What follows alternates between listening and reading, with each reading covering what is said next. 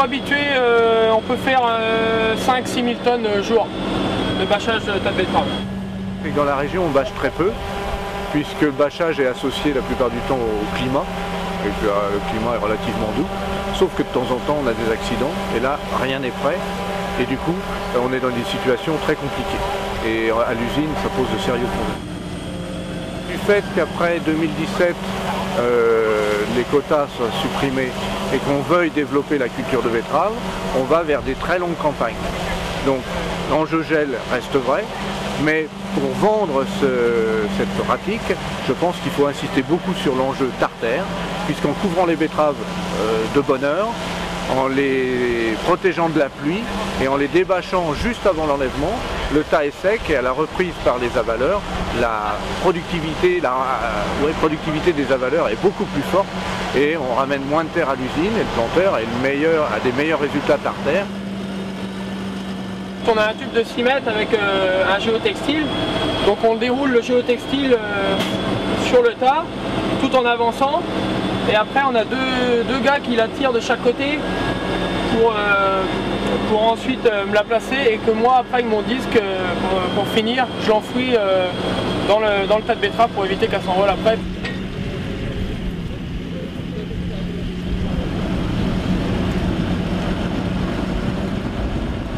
Dernier, on a fait des démonstrations comme celle d'aujourd'hui dans la région du nord de Caen et autour de la sucrerie.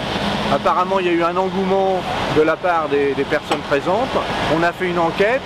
L'enquête a révélé qu'on pouvait toucher à peu près 120 000 tonnes de betteraves. Du coup, on a envisagé d'acheter 3 machines.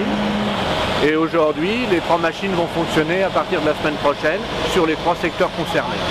Ici, on fait encore une démonstration, puisque la région n'a pas été choisie pour faire le bâchage mécanique en taille importante. Un bon bâchage doit se faire le plus tôt possible après l'arrachage, un bon débâchage le plus près possible du chargement par la valeur, pour éviter que le silo mouille par la pluie.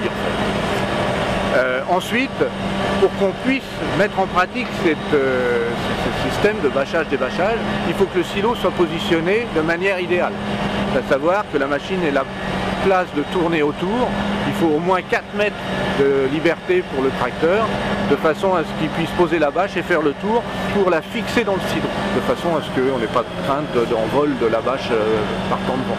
Et le fait qu'on soit à la valeur depuis quelques années à Cagny a donné déjà un format de taille pour les silos qui font que c'est beaucoup plus facile de bâcher mécaniquement sur ce type de silo par rapport à des silos qu'on peut avoir dans d'autres régions. On imagine aujourd'hui, au vu de ce qu'on entend à droite à gauche, que ça pourrait coûter entre 1,30 € et 1,50 € à la tonne de betterave.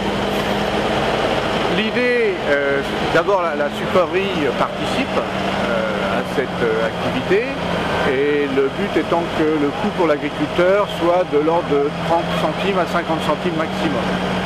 Mais dans le futur, ce que l'on souhaiterait, c'est généraliser le bâchage de manière à réduire ses coûts de manière importante, puisque tous les planteurs qui bâchent ou qui ne bâchent pas participeraient, et sachant que tout le monde sera concerné dans le temps de toute façon, et que du coup les coûts étant généralisés seront les plus bas possibles.